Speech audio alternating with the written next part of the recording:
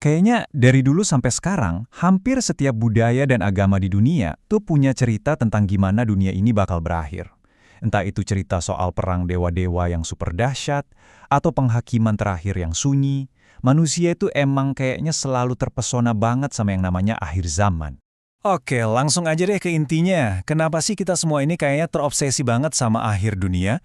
Sebenarnya apa sih yang kita cari dari sebuah cerita ini? Yuk kita bedah bareng-bareng. Ternyata kalau kita telusuri, hampir semua cerita akhir zaman itu akarnya cuma dari dua ide besar tentang waktu. Coba bayangin deh, apakah waktu itu kayak jalan tol yang lurus, punya titik awal dan satu tujuan akhir? Atau waktu itu lebih kayak roda yang berputar, siklus kehancuran dan kelahiran kembali yang gak ada habisnya? Oke, kita mulai dari gagasan yang pertama ya, waktu sebagai jalan satu arah. Nah, buat agama-agama Abrahamik, sejarah itu ya persis kayak sebuah cerita. Ada babak pembuka, ada bagian tengahnya, dan ada satu babak final yang benar-benar jadi penutup. The end. Nggak ada lanjutannya lagi.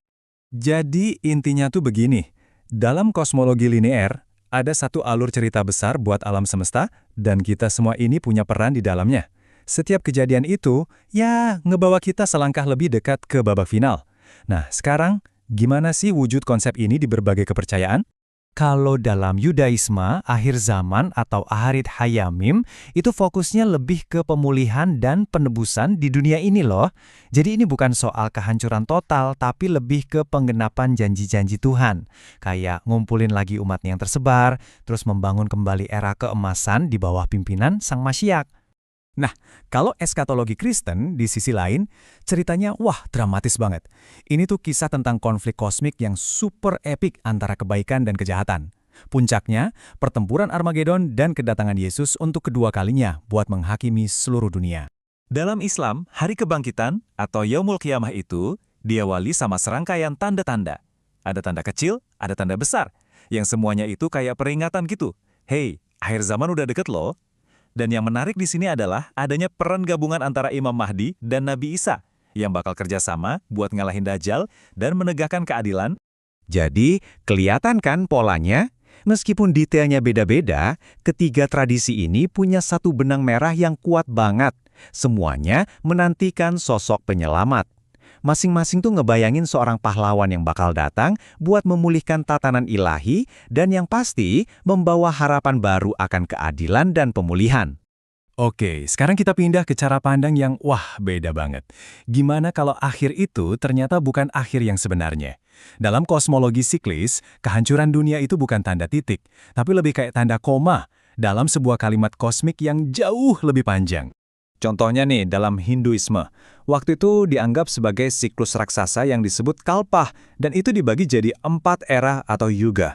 Bayangin aja kayak perjalanan menurun, dari zaman keemasan yang sempurna, terus menurun sampai ke era kita sekarang, yang diyakini sebagai Kali Yuga, zaman kegelapan yang penuh konflik. Terus gimana caranya siklus ini mulai dari awal lagi? Nah, disinilah Kalki berperan. Dia ini bukan juru selamat yang mengakhiri sejarah selamanya. Bukan. Dia itu lebih kayak nekan tombol reset. Tugasnya adalah membersihkan semua kekacauan di Kali Yuga, biar Satya Yuga yang baru bisa dimulai lagi dari nol. Buddhisme juga punya pandangan siklis, tapi penekanannya agak beda. Di sini, fokus utamanya tuh pada hilangnya dan ditemukannya kembali pengetahuan atau dharma. Jadi ceritanya, setelah ajaran Buddha yang sekarang ini memudar, nanti akan muncul Maitreya buat memulai siklus ajaran yang baru. Nah, baru deh setelah itu dunia pada akhirnya bakal hancur total dan memulai lagi siklus kosmik yang baru. Tapi jangan salah, tema akhir dunia ini nggak cuma ada di agama-agama besar aja loh. Yuk, kita lihat deh gimana obsesi ini muncul dalam berbagai bentuk lain di seluruh dunia. Bahkan sampai ke dunia sains. Misalnya, di mitologi Nordik ada Ragnarok. Ini adalah akhir zaman yang super dahsyat dan brutal. Hampir semua dewa dan monster besar tewas. Tapi, ini lagi-lagi adalah akhir yang melahirkan awal yang baru. Dari reruntuhan pertempuran itu, muncul dunia baru yang lebih hijau dan damai. Nah, ini nih yang sering banget salah kaprah, soal kalender suku Maya. Jadi mereka itu nggak pernah meramalkan kiamat total di tahun 2012. Enggak, itu sebenarnya cuma akhir dari sebuah siklus kalender yang panjang banget. Mirip kayak jarum jam kita yang balik lagi ke angka 12. Jadi ini lebih soal waktu untuk transformasi, bukan kehancuran. Dan sekarang kita lihat dari sisi sains, yang jujur aja kontras banget. Kalau cerita-cerita agama itu kan penuh makna, tujuan, dan drama ya. Nah, salah satu teori ilmiah utama yang disebut Big Freeze justru ngasih gambaran akhir yang sunyi dan acuh tak acuh.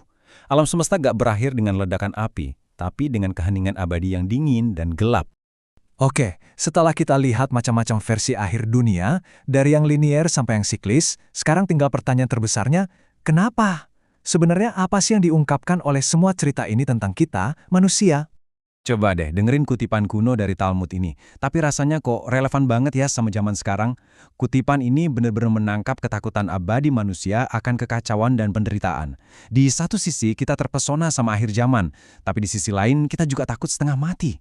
Ini bukti kalau kecemasan kita soal masa depan itu bukan hal yang baru. Dan kalau kita perhatikan lagi, polanya tuh hampir selalu sama kan? Pertama, dunia jadi kacau balau. Terus muncul sosok pahlawan atau penyelamat. Dunia yang lama dan korup dihancurkan, dan lahirlah dunia baru yang sempurna. Ini tuh kayak formula cerita yang udah nempel banget di DNA kita sebagai manusia. Pada akhirnya, semua cerita yang kelihatannya rumit ini bisa kita kerucutkan jadi dua kerinduan manusia yang paling dalam. Pertama, kerinduan akan keadilan. Kita pengen lihat yang baik menang dan yang jahat dihukum. Dan yang kedua, kerinduan akan pembaruan. Harapan kalau kita bisa loh mulai lagi dari awal, di dunia yang jauh lebih baik. Jadi, saat kita mikirin soal akhir dunia, mungkin pertanyaan yang paling penting itu bukan kapan atau bagaimana itu bakal terjadi. Mungkin pertanyaan yang lebih dalam lagi adalah, apa sih yang dicerminkan oleh obsesi kita ini tentang harapan kita, ketakutan kita, dan kondisi kita di masa sekarang ini?